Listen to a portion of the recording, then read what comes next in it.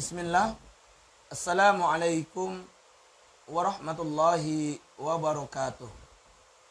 Alhamdulillahirabbil alamin wa bihi nasta'inu ala umurid dunya waddin. Wassalatu wassalamu ala asyrafil anbiya'i wal mursalin nabiyina Muhammadin wa ala alihi wa sahbihi ajma'in. Amma ba'd. Usikum wa iyaya bitaqwallah faqad fazal muttaqun. Ayuhal ikhwah wal akhwat, a'azani Allah wa iyyakum ajmain.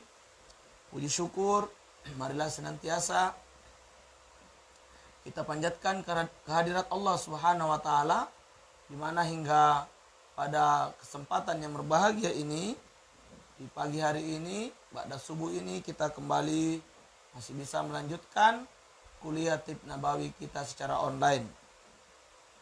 Ikhwanul akhwat dan teman-teman semuanya, insya Allah pada pagi yang berbahagia ini kita akan masuk pada kajian penyakit ke-35 dari kitab kita atau dari buku kita ini, yaitu penyakit sinusitis.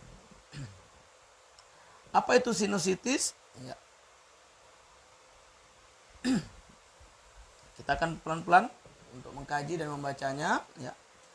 Sinusitis berasal dari akar bahasa Latinnya. Akhiran umum dalam kedokteran, itis berarti peradangan. Karena itu, sinusitis adalah suatu peradangan sinus paranasal. Di sekitar rongga hidung terdapat 4 sinus, yaitu sinus maxillaris terletak di pipi, sinus ethmoidalis kedua mata, sinus frontalis terletak di dahi, dan sinus sphenoidalis terletak di belakang dahi. Ini adalah penjelasan ataupun gambaran tentang sinus. Jadi sinus itu ya asalnya adalah dari kata akar bahasanya adalah bahasa Latin yang kemudian ya mendapat akhiran umum. Dalam kedokteran, itis asli maknanya adalah peradangan. Ya, jadi sinusitis yaitu suatu peradangan sinus paranasal. Ya. Jadi peradangan di area hidung ya ataupun area wajah ya.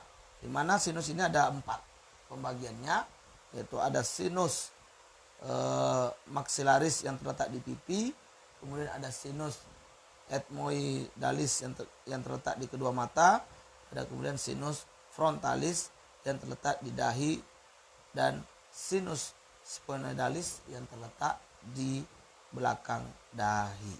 Ya, inilah 4 sinus yang kemudian biasa mengalami peradangan. Selanjutnya, sinusitis adalah peradangan atau pembengkakan dari jaringan yang melapisi sinus.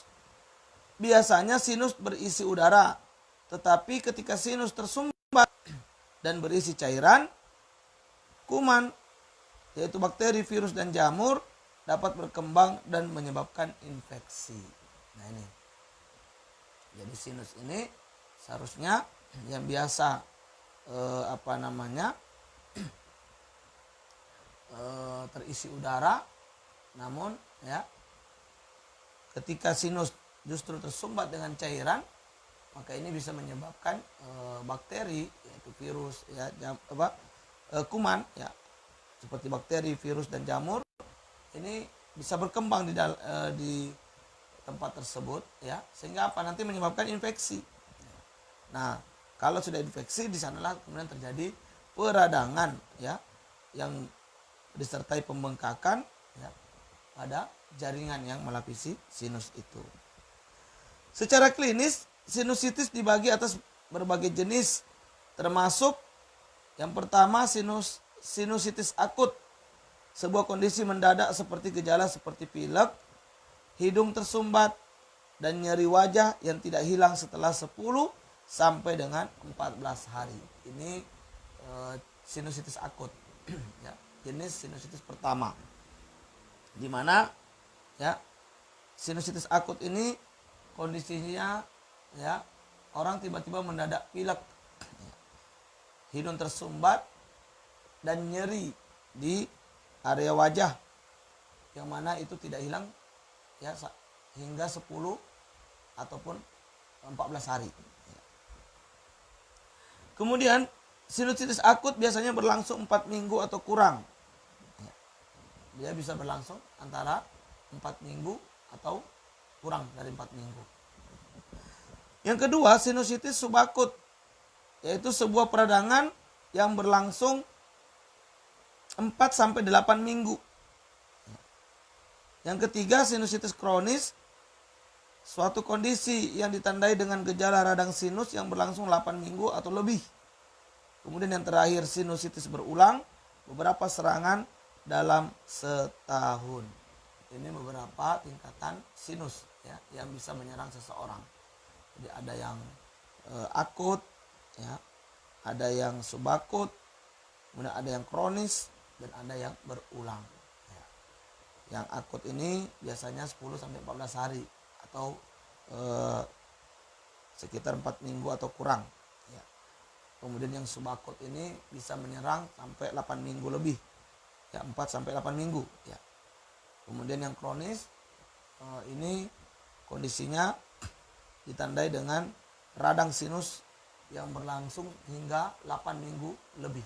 Ya, artinya lebih lama dari sinus-sinus yang lain. Kemudian ada sinus berulang, yaitu kejadian yang terus berulang-ulang dalam setahun, bisa menyerang beberapa kali. Nah, inilah 4 tingkatan sinusitis yang bisa terjadi pada seseorang. Lalu apa penyebabnya, ikhwanul akhwat semuanya? Penyebab terjadinya sinusitis ini.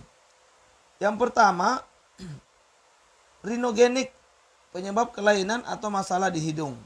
Segala sesuatu yang menyebabkan sumbatan pada hidung dapat menyebabkan sinusitis, termasuk flu biasa, rinitis alergi, yaitu pembengkakan pada lapisan hidung, polip hidung, yaitu pertumbuhan kecil di lapisan hidung, atau septum menyimpang, yaitu pergeseran di rongga hidung. Ini penyebab pertama kenapa sinusitis bisa terjadi. Yang kedua, dentogenik atau odontogenik, yaitu penyebabnya kelainan gigi yang sering menyebabkan sinusitis, infeksi pada gigi geraham atas atau premolar dan molar. Ini jenis yang kedua, itu yang disebabkan adanya kelainan pada gigi, khususnya gigi geraham. Ya. Pada penderita sinusitis biasanya bisa ditemukan gejala-gejala seperti di bawah ini. Ya.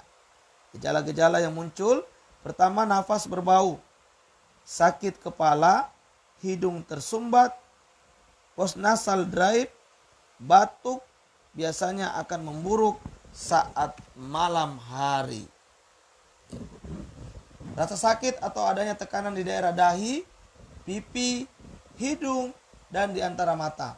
Berkurangnya daya pengecap, hidung terus meler dengan warna hijau pekat, demam, berkurangnya daya penciuman, gejala memburuk ketika malam hari. Nah, ikhwanul akhwat dan teman-teman semuanya, ini beberapa gejala yang akan dirasakan oleh orang yang mengalami gangguan sinusitis. Saya ulangi kembali gejalanya: napas berbau, sakit kepala, hidung tersumbat, postnasal drive, batuk, biasanya akan memburuk di malam hari, kemudian rasa sakit atau adanya tekanan di daerah dahi, pipi, hidung, dan di antara mata, berkurangnya daya pengecap, hidung terus meler dengan warna hijau pekat, demam, berkurangnya daya penciuman, dan gejala semakin memburuk ketika memasuki malam hari. Komplikasi sinusitis lebih sering terjadi pada anak-anak daripada pada orang dewasa. Jika anak Anda mengalami sinusitis dan telah pembengkakan di sekitar tulang pipi atau kelopak mata, ini mungkin merupakan infeksi bakteri pada jaringan kulit dan lembut atau infeksi pada jaringan sekitar mata. Jika Anda melihat gejala ini, bawa anak Anda untuk periksa ke dokter, yang mungkin mereka akan merujuk ke spesialis telinga, hidung, dan tenggorokan atau spesialis THT. Ini jika terjadi komplikasi sinus, ya, yang mana ini bisa lebih banyak menyerang pada anak-anak.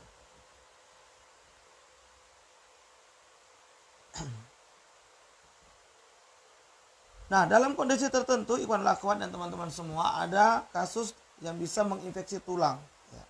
Bila kondisinya parah, antibiotik sering dapat mengendalikan penyebaran infeksi ke tulang di dekatnya. Namun dalam kasus yang sangat jarang, sekitar 1 dari 10.000, infeksi dapat menyebar ke daerah sekitar mata, tulang, darah, atau otak. Jadi sinusitis ini cukup berbahaya juga, ya. Maka tentu harus kita waspada. Ya. Jadi kalau ada gejala-gejala yang disebutkan tadi, hendaknya segera konsultasi dengan dokter, ya, khususnya kepada dokter spesialis THT. Lalu tanaman apa kira-kira yang direferensikan atau dianjurkan untuk penderita sinus? Beberapa tanaman obat yang cocok yaitu yang pertama anti radang atau stimulan paru-paru, ya, sambiloto. Kemudian antibiotik atau analgesik pegagan, anti radang yaitu daun sendok, kemudian anti radang berikutnya sambung nyawa. Inilah herbal yang kira-kira baik dikonsumsi oleh penderita sinusitis. Saya ulangi, yaitu pertama kita minum sambiloto, pegagan, kemudian daun sendok, dan sambung nyawa. Keempat herbal ini sangat baik dikonsumsi untuk menerapi ataupun juga untuk membantu proses penyembuhan pada kasus sinusitis. Kemudian pantangan makanan yang harus dijaga bagi penderita penyakit sinusitis. Yang pertama, minuman yang dingin, makanan yang pedas atau asam, cabai, makanan yang membuat alergi, obat-obatan yang membuat alergi, rokok, hindari makanan yang digoreng, goreng ayam, tahu, tempe, gorengan, hindari makanan daging. Ini beberapa pantangan kepada akhwat dan teman-teman semuanya. Yang paling penting, ya, dan paling utama harus dihindari adalah minuman yang dingin. Minuman-minuman, ya, menggunakan es, ya, ataupun yang didinginkan di pendingin, ya. Kemudian makan yang pedas atau asam, cabai, makan yang membuat alergi, obat-obatan yang membuat alergi, rokok. Kemudian hindari juga makanan yang digoreng, goreng ayam, goreng tempe, goreng tahu, ya, gorengan, ya. Kemudian hindari makan daging yang berlebihan, ya. Selanjutnya, sinergi bekamnya seperti apa? Bisakah sinusitis dibantu dengan bekam, terapi bekam? Ya, bisa, ya, sangat baik, ya. Yaitu kita ambil titik alkahil, ya. Kemudian titik belikat. Ini 3 titik di punggung, kahil dan belikat. Kemudian, ya, dibantu dengan 4 titik di wajah, yaitu titik dahi, titik pipi kiri kanan, dan titik dagu. Ya, ini 4 titik di wajah yang bisa diambil sebagai upaya untuk solusi bagi sinusitis Anda. Nah, untuk khusus di area wajah, tentu pembekamannya tidak sama dengan pembekaman umum yang ada standar di punggung. Ya, ini standar wajah ini lebih harus berhati-hati agar tidak meninggalkan bekas yang permanen dan juga tidak membuat wajah menjadi buruk. Ya. Namun ini sangat baik untuk kasus terapi sinusitis maupun juga jerawat dan juga terapi gangguan pada wajah termasuk belpasi. Ya. Ini sangat baik teman-teman, bekam di wajah ini. Ya. Kemudian tambahkan 2 titik, 1 titik tepat di bawah belikat 3 jari atau 5 jari di atas ruas tulang belakang 1 titik, dan tepat di tengah dada di antara buah dada ini tepat 1 titik juga. Namun keduanya adalah cukup dengan kop kering, tidak dengan perlukaan. Adapun yang pengeluaran darah itu pada titik kahil, titik belikat kiri kanan, titik wajah, dahi, pipi kiri kanan, dan dagu. Inilah sinergi terapi bekam pada kasus sinusitis. Saya ulangi, untuk herbalnya jangan lupa sambiloto, daun sendok, ya, sambung nyawa, ya, atau dan juga pegagan. Ini sangat baik untuk dikonsumsi, kemudian dibantu dengan sinergi bekam yang sudah kita sebutkan dan jelaskan tadi. Bukan oleh akhwat yang dimuliakan oleh Allah Subhanahu wa taala, demikianlah kajian kita tentang penyakit sinusitis serta terapi bekam dan juga sinergi herbal yang kira-kira cocok untuk dikonsumsi. Mudah-mudahan ada manfaat. Barakallahu fikum. Hadanallahu wa iyyakum ajma'in. Subhanakallahumma bihamdik, asyhadu an la ilaha illa anta, astaghfiruka wa atubu ilaik. Billahi taufiq wal hidayah. Wassalamualaikum warahmatullahi wabarakatuh.